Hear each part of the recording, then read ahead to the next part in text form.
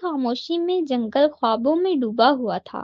ہوا ہلکی ہلکی چل رہی تھی، پتے مدھر آواز میں سرسرا رہے تھے اور آسمان پر چاند اپنی ٹھنڈی روشنی بکھیر رہا تھا۔ لومو اپنے گھر کے باہر بیٹھا چاند کو دیکھ کر کہہ رہا تھا، کتنا خوبصورت ہے نا؟ لگتا ہے جیسے چاند بھی میری طرح چمکنا سیکھ رہا ہو۔ اتنے میں اس کا دوست ٹوئی خرگوش اچھلتا ہوا آیا۔ لومو، بڑی مصیبت ہو گئی ہے۔ کیا ہوا؟ تمہارے گاجر پھر کسی نے چرا لیے؟ نہیں، چاند کی چمک کم ہو رہی ہے۔ دیکھو نا، آسمان آدھا مدھم لگ رہا ہے۔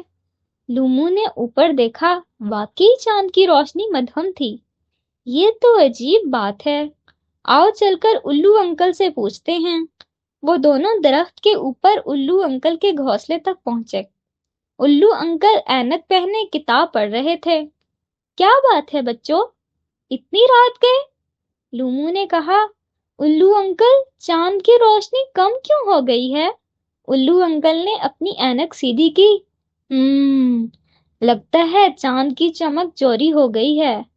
چوری؟ دونوں ایک ساتھ بولے۔ الو انکل بولے، ہاں، ہر 100 برس میں ایک بار بلبل سایہ نام کا پرندہ آتا ہے جو چاند کی روشنی چرا کر اپنے پروں میں چھپا لیتا ہے۔ تو پھر ہمیں وہ روشنی واپس لانی ہوگی، لومو نے بہادری سے کہا۔ خرگوش بولا، لیکن کیسے؟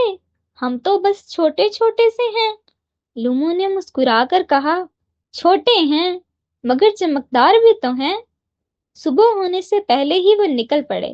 لومو آگے آگے، خرگوش ٹوئی اس کے ساتھ، اور جلد ہی بلی میونا بھی ان سے جا ملی۔ میونا نے کہا، میں نے کل رات آسمان پر ایک سیاہ پرندہ اڑتے دیکھا تھا، شاید وہی ہو۔ تینوں چلتے گئے، دریا پار کیا، جگنوؤں کی وادی سے گزرے اور روشنی کے پہاڑ پر پہنچے۔ پہاڑ کی چوٹی پر ایک درخت کھڑا تھا جس کے پتے چاند جیسے چمک رہے تھے اور اس پر بلبلیں سایہ سو رہی تھی، اپنے پروں کے اندر قید چاند کی روشنی کے ساتھ۔ ہوشیار رہنا، میونا نے سرگوشی کی۔ لومو نے اپنے پیٹ کے سنہری روشنی مدھم کر دی تاکہ بلبل جاگ نہ جائے۔ پھر وہ آہستہ آہستہ درخت پر چڑھنے لگے، لیکن ٹوئی کی ناک سے اچانک چھینک نکلی۔ بلبل فوراً جاگ گئی۔ کون ہے؟ میری روشنی چرانے آیا ہے؟ وہ چیخی۔ لومو نے بہادری سے کہا، نہیں، ہم چور نہیں ہیں، دوست ہیں۔ روشنی چرانا تمہیں زیب نہیں دیتا۔ بلبل نے طنزیہ ہنسی ہنسی، یہ روشنی میری بھی تو ہو سکتی ہے۔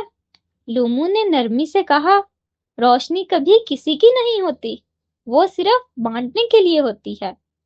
اتنا کہنا تھا کہ لومو کا سنہرا سرکل چمکنے لگا، روشنی کی ایک لہر اٹھی اور چاند کی کرنیں واپس آسمان کی طرف اڑ گئیں۔ چاند پھر سے جگمگا اٹھا اور جنگل روشنی میں نہا گیا۔ بلبل حیران تھی، میں نے کبھی ایسا چمکدار دل نہیں دیکھا۔ لومو ہنس کر بولا، بس یہی میرا جادو ہے۔ پھر بلبل نے وعدہ کیا، میں دوبارہ کبھی چمک نہیں چھپاؤں گی بلکہ تمہاری مدد کروں گی۔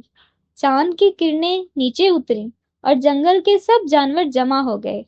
الو انکل، ہرن، گلہری، بلی، خرگوش، سب نے مل کر گیت گایا، لومو لومو روشنی کا دوست، جہاں بھی اندھیرا وہیں پہچان اس کی۔ لومو ہنستے ہوئے بولا، چلو اب سو جائیں، کیونکہ ہیرو بھی کبھی کبھی خواب دیکھتے ہیں۔ چاند نے نرمی سے جواب دیا، گڈ نائٹ لومو، تمہاری روشنی ہمیشہ قائم رہے۔